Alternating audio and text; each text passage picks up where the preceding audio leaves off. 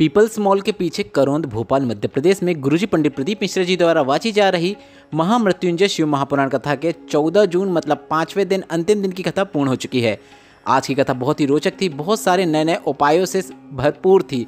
गुरुजी पंडित प्रदीप मिश्रा जी के बताए आज की कथा के 2 बेलपत्र वाला अशोक सुंदरी वाला विशेष उपाय जो कि मनोकामना पूर्ति के लिए आपको करना है, वह उपाय हम आपको इसी वीडियो के अंत में करके दिखाने वाले हैं। गुरुजी ने बताया है कि किस प्रकार से बेलपत्र तोड़ने से आपको नरक की प्राप्ति होती है, पाप लगता है, उसकी जानकारी भी आपको इसी वीडियो में मिलने वाली है। साथ ही कल मतलब 15 जून दिन गुरुवार का है और तिथि है आषाढ़ कृष्ण पक्ष की द्वादशी मतलब शिव प्रदोष का काफ़ी अच्छी तिथि है। और आपको इस शिव प्रदोष का पूरा लाभ प्राप्त करने के लिए बिल्कुल नए प्रदोष में किए जाने वाले 3 उपायों की जानकारी हम आपको इसी वीडियो में दे रहे हैं, जो कि गुरुजी ने इसी महामृत्युंजय शिव महापुराण कथा में गुरुजी ने उपाय बताए हैं। सभी उपाय हम आपको इसी वीडियो में करके दिखाएंगे, जिसमें मनोकामना पूर्ति उपाय, लक्ष्मी प्राप्ति उपाय और रोग मुक्ति के अचूक उपाय शामिल है। साथ ही सरकारी नौकरी और प्राइवेट नौकरी में सफलता प्राप्त करने वाला एक विशेष उपाय जो आज की कथा में गुरुजी ने बताया है, वह भी हम आपको इसी वीडियो में करके दिखाने वाले हैं। आज की कथा में गुरुजी ने कुल 12 उपाय पत्र और उपयोगी जानकारी दी है। सभी की जानकारी हम आपको इस वीडियो के माध्यम से दे देंगे। अगर आपने आज की कथा नहीं सुन पाई है तो पूरी कथा का रास्ता तो आपको इस छोटे से वीडियो से प्राप्त होने वाला है।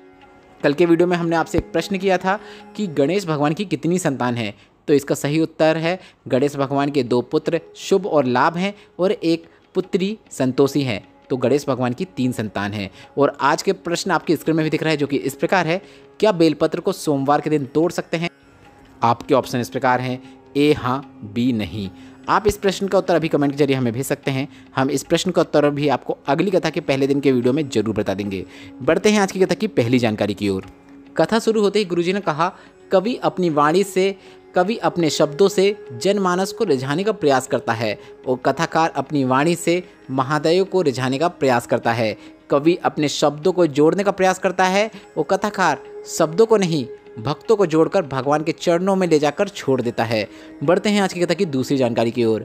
गुरुजी ने कहा, कई बार आपके मन में आ जाता है कि पड़ोस वाला का घर 4 मंजिल का हो गया, पड़ोस वाले के यहाँ गाड़ी आ गई, या फिर हमारे कोई रिश्तेदार है जिसका लड़का की नौकरी लग गई, या फिर रिश्तेदार का जीवन आगे ही बढ़ते जा रहा है, ऊपर ही बढ़ते जा रहा है और हम पीछे रह गए।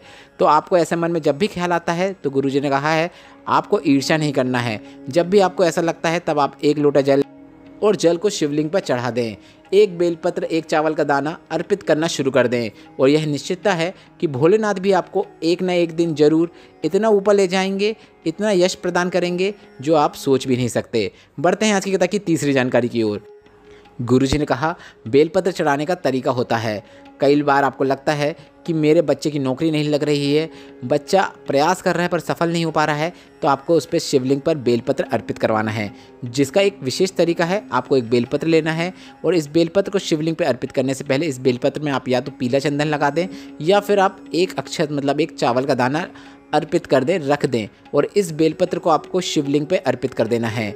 बेलपत्र आपको इस प्रकार से अर्पित करना है कि बेलपत्र की जो डंडी होती है वह जलाधारी की ओर होना चाहिए। यह उपाय का पूरा लाभ प्राप्त करने के लिए इस उपाय को आप इस 15 जून शिव प्रदोष के दिन कर सकते हैं और अधिक से अधिक लाभ प्राप्त कर सकते हैं। वैसे यह उपाय आप प्रत्येक सोमवार को भी कर सकते हैं। बढ़ते हैं आज की कथा की चौथी जानकारी की ओर।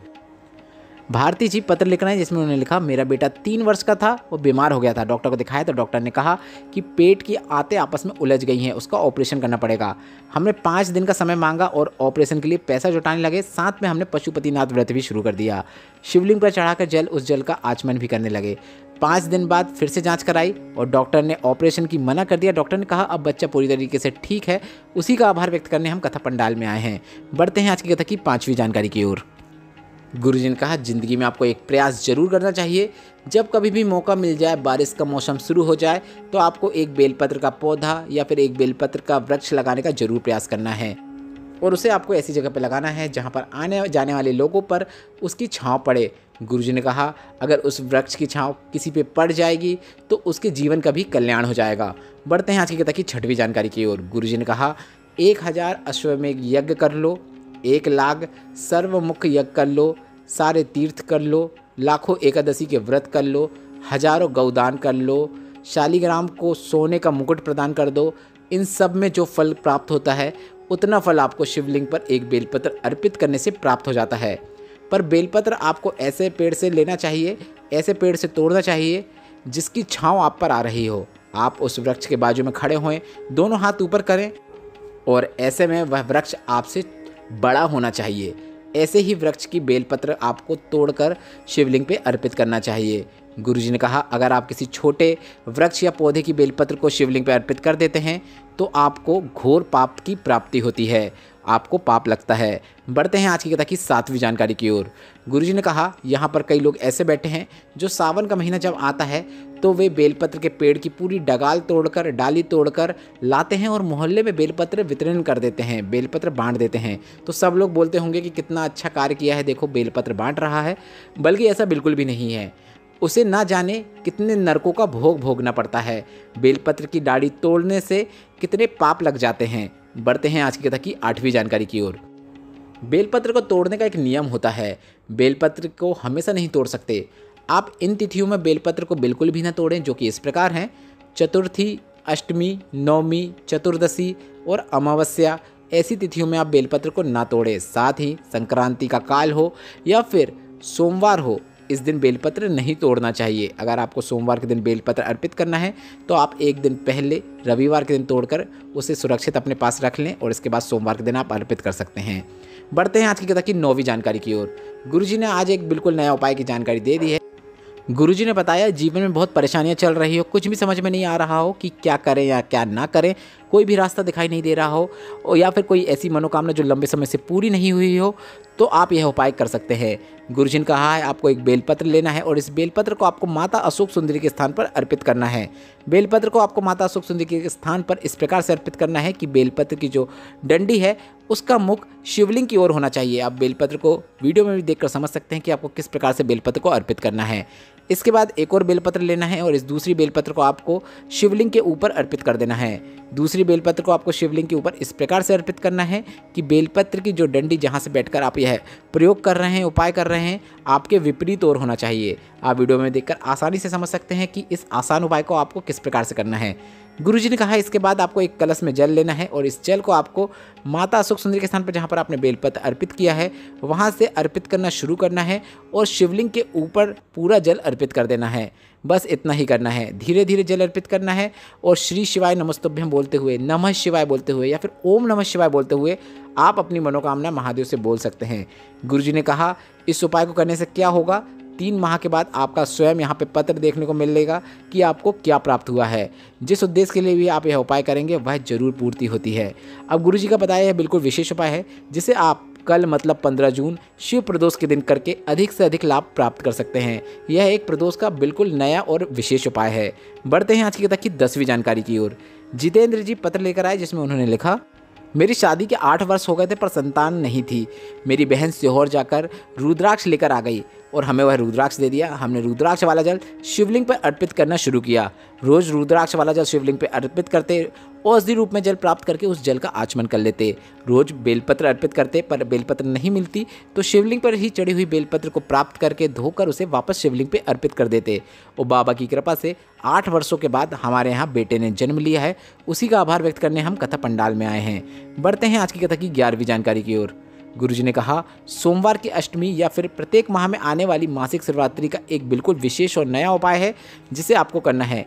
अब यह उपाय बताने से पहले हम आपको पहले यह बता दें कि सोमवार की अष्टमी जो गुरुजी ने कहा है वह कब आने वाली है। तो सोमवार की अष्टमी 26 जून और 10 जुलाई को आ रही है। तो आप आने वाले 26 जून और 10 जुलाई को सोमवार अष्टमी के अवसर पर यह विशेष उपाय कर सकते हैं। और साथ ही गुरुजी ने कहा है कि यह उपाय आप मासिक शिवरात्रि में भी कर सकते हैं। तो मासिक शिवरात्रि भी दूर नहीं है, यही 16 जून को आषाढ़ माह की मासिक शिवरात्रि आ रही है। तो 16 जून को भी आप यह उपाय करके अधिक से अधिक लाभ प्राप्त कर सकते हैं। अब उपाय किस प्रकार से करना है आप यह समझ लीजिए। आपको देसी गाय का दूध लेना है। गुरुजी ने कहा, ज़्यादा मात्रा में नहीं मिल रहा है कोई बात नहीं, अगर आपको दूध 1 चम्मच भी मिल रहा है तो भी आप यह उपाय कर सकते हैं। आपको दूध ले लेना है कटोरी में और इसके बाद बेलपत्र से आपको दूध की एक एक बूंद शिवलिंग पे अर्पित करना है। यह उपाय आप अपने घर पे भी कर सकते हैं या फिर किसी शिवालय में जाकर, शिव मंदिर पे भी जाकर आप यह उपाय कर सकते हैं। आप या तो ऐसा भी कर सकते हैं कि बेलपत्र को लें और दूध में डुबाएं और एक बूंद शिवलिंग के ऊपर अर्पित कर दें। इस प्रकार से धीरे धीरे करके भी आप यह उपाय कर सकते हैं। या फिर बेलपत्र को शिवलिंग के ऊपर रखें और पूरा दूध उस बेलपत्र से होता हुआ शिवलिंग पर अर्पित हो जाए। इस प्रकार से भी आप यह उपाय कर सकते हैं। गुरुजी ने कहा, जब बेलपत्र से आप दूध अर्पित कर देंगे तो उसी बेलपत्र को आपको माता अशोक सुंदरी के स्थान पर अर्पित करना है। गुरुजी ने कहा इस बेलपत्र को आपको माता अशोक सुंदरी के स्थान पर इस प्रकार से अर्पित करना है कि बेलपत्र की जो डंडी होती है वह जलाधारी की ओर होना चाहिए। आप वीडियो में देखकर समझ सकते हैं कि यह उपाय आपको किस प्रकार से करना है। गुरुजी ने कहा बस इतना ही करना है। उपाय करते समय आप श्री शिवाय नमस्तुभ्यम या फिर नमः शिवाय या फिर ओम नमः शिवाय मंत्र का जाप कर सकते हैं। गुरुजी ने कहा जिस कार्य में सिद्धि के लिए, सफलता के लिए आप यह उपाय कर रहे हैं उसमें आपको जरूर सफलता मिलती है। आप यह उपाय एग्ज़ाम या परीक्षा में सफलता प्राप्त करने के लिए भी कर सकते हैं। गुरुजी ने कहा आपको शिव पर पूरे विश्वास रखना है, पर इसके साथ साथ आपको अपना कर्म भी करना है, आपको पूरी मेहनत करना है और भोलेनाथ की कृपा से आपको सफलता जरूर प्राप्त होगी। बढ़ते हैं आज की कथा की 12वीं और अंतिम जानकारी की। कल 15 जून है और शिव प्रदोष का काफ़ी अच्छी तिथि है और इसी महामृत्युंजय शिव महापुराण कथा में गुरुजी का बताया बिल्कुल नया उपाय आप इस दिन कर सकते हैं। यह एक चावल के दाना माता अशोक सुंदरी के स्थान पर अर्पित करने वाला बिल्कुल नया उपाय है जो कि गुरुजी ने इसी महामृत्युंजय शिव महापुराण कथा में बताया है। अब यह उपाय पुरुष या स्त्री कोई भी कर सकता है। जिसके शरीर पर कहीं पर भी गांठ हो गई हो तो पुरुष या स्त्री कोई भी यह उपाय कर सकते हैं, या फिर ऐसी माताएं बहनें जिनको गर्भाशय में गांठ हो गई हो, गर्भाशय में परेशानी हो, डॉक्टर ने ऑपरेशन की बोल दिया हो, तो उन्हें भी यह प्रयोग एक बार जरूर करके देखना चाहिए। गुरुजी ने कहा है आपको एक अक्षत मतलब एक चावल का दाना लेना है और इसे शिवलिंग पर माता अशोक सुंदरी के स्थान पर अर्पित कर देना है। इसे अर्पित करते समय आप श्री शिवाय नमस्तुभ्यम या फिर नमः शिवाय या फिर ओम नमः शिवाय मंत्र का जाप जरूर करें। इसके बाद गुरुजी ने कहा है कि आपको एक जल कलश से शिवलिंग पे जल अर्पित कर देना है। आपको शिवलिंग पर जैसे जल अर्पित करते आए हैं उसी प्रकार से जल अर्पित करना है। मतलब गणेश भगवान, फिर शरण कार्तिकेय, फिर माता अशोक सुंदरी, शिवलिंग का कटी भाग और अंत में शिवलिंग के ऊपर, इस प्रकार से आपको शिवलिंग के ऊपर जल अर्पित करना है। गुरुजी ने कहा है बस इतना ही करना है। यह उपाय लगातार आप 3 से 4 महीने करके देखिएगा। उसके बाद आप जाँच कराइएगा और आपको आराम जरूर देखने को मिलेगा। बस आपको शिव के प्रति अपना विश्वास बनाए रखना है, विश्वास अटूट होना चाहिए। बस इतना ही करना है। आज की कथा में बहुत सारे उपाय थे। उपाय से संबंधित अगर आपके मन में कोई प्रश्न हो तो वे प्रश्न आप कमेंट के जरिए पूछ सकते हैं।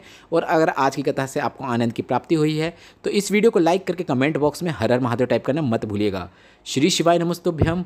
हर हर महादेव।